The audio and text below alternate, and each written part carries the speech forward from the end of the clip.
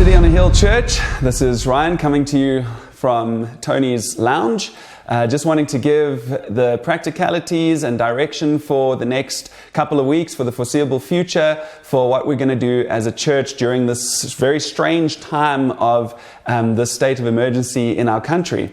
In another video I'm going to be covering just some of the heart and the vision and like what is God actually doing, what is God's perspective in this, at least some of the things we're feeling. But for now, this is really just to give us a little bit of direction for the way forward. We've met as an eldership team and we've prayed about this and we've sought some apostolic input and we really feel like this is going to be the best direction to take going forward. Firstly, we want to honor our president, honor our government, say thank you and well done to the government for putting strict measures in place to curb the rates of infection and to really look after our country. And obviously as a church, we want to support that as best as possible and really take this seriously and support our government in doing this. So firstly, there is going to be a lot of communication via our WhatsApp groups, via our community WhatsApp, all the different channels we have. So there's probably going to be more messages coming through than usual. And I just want to ask for patience for those that don't enjoy that kind of thing. It is very important as a church at this time to be constantly updating, being aware of where are we at, what new information is coming through, and what is happening within our family, and what is the government actually telling us to do. And so we want to keep the communication channels very open in this time. In terms of hygiene measures, just for all of our gatherings of different kinds, firstly, obviously the onus is on the individuals. Make sure that as individuals, you are really taking responsibility for yourselves. You're following the protocols that have been put in place. We can put in measures to look after us as a family, but at the same time, as individuals, you need to be aware of this and take it seriously and look after yourselves and your families. But in terms of us, this is what we are going to do. So in community meetings and really any smaller gatherings that we have, whether it's Sundays or whether it's during the week, please make sure that we are washing hands properly, entering and exiting gatherings, and that within those times we are very aware of how we are, touching objects or eating, or even for children playing with toys. We want to make sure that our toys are all de-infected or sanitized, as well as any utensils that we're sharing or using. So please be aware of that. Make sure that we're washing hands, entering and exiting.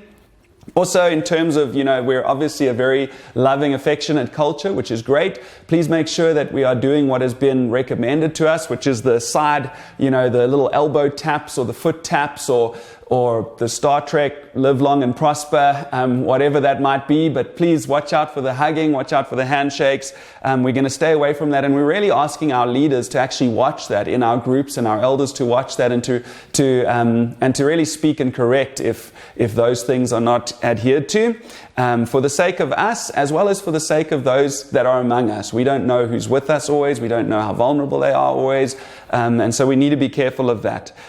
Anyone that is obviously showing any symptoms, people that are vulnerable or showing symptoms of any kind, the things that have been described by the government, or even just normal sicknesses or colds that you might have, even if you think, hey, this really isn't corona, please, we ask you to stay away from meetings during this time. That would be really helpful, and to follow the guidelines regarding isolation as well. At this time, I really want to say that I'm very grateful that as a church we have aimed at being a family rather than just a Sunday meeting, rather than professional services and experiences. And we haven't built around that. We've built around us being a family with many leaders in place and discipling one another. And I'm very grateful for that, because I really do think that God is, even in this time, He's wanting to purify our reliance on structures and make sure that we are the organic church of Jesus Christ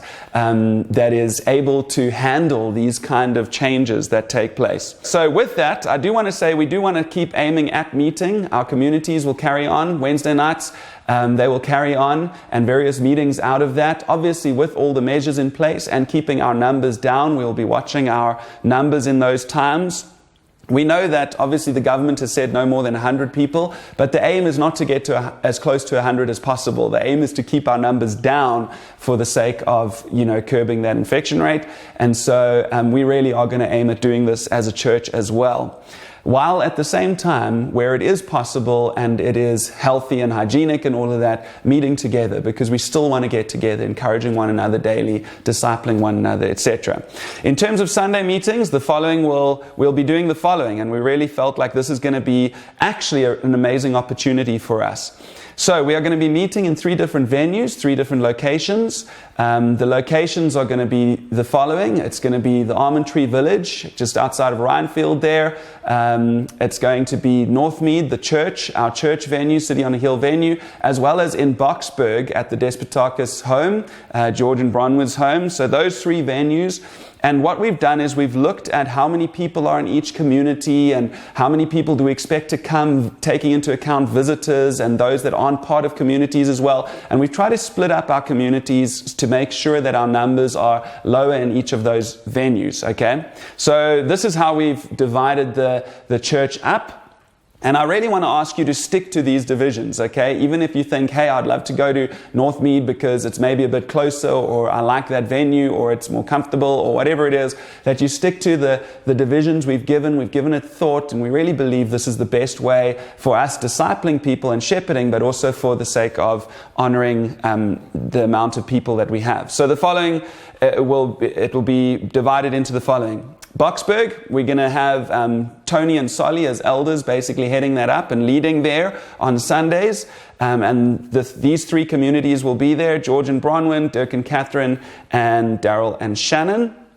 And then in Northmead, we're going to have JT and Jan as elders heading that up and heading up those meetings. And we're going to have Lloyd and Angie there, their community, Francois and Margot, Neville and Helen, and Keith and Nikki. And then at the village, the Almond Tree Village, we're going to have Kent and Pat, and the following communities: Sean and Tracy, Drew and Michelle, Stephen, Leanne, and Chris and Tanita.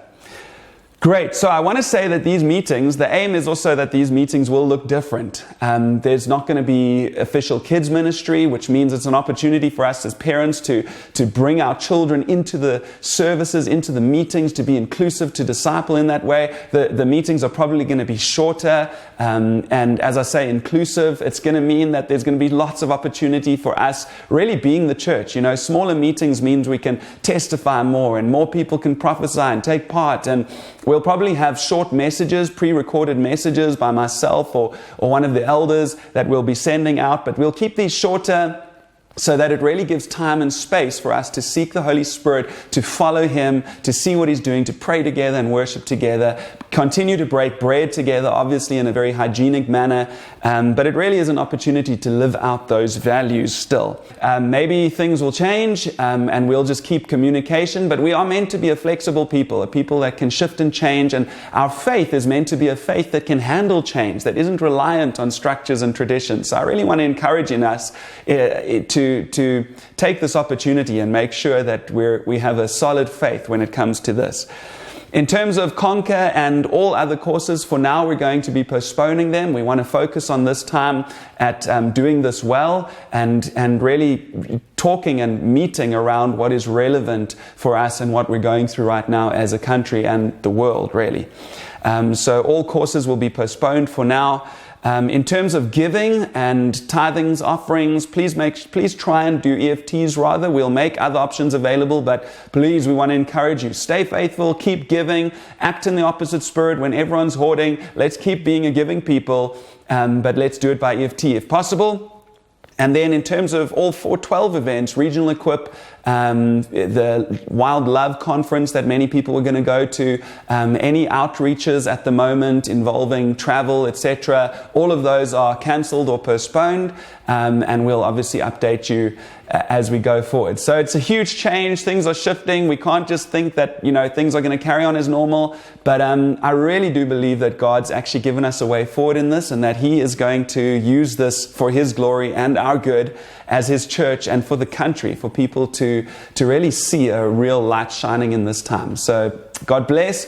We love you. We will see those of you who are able. We'll see you at our meetings. And for those who aren't, hopefully we'll get to you in other ways. And yeah, cheers for now. Bye.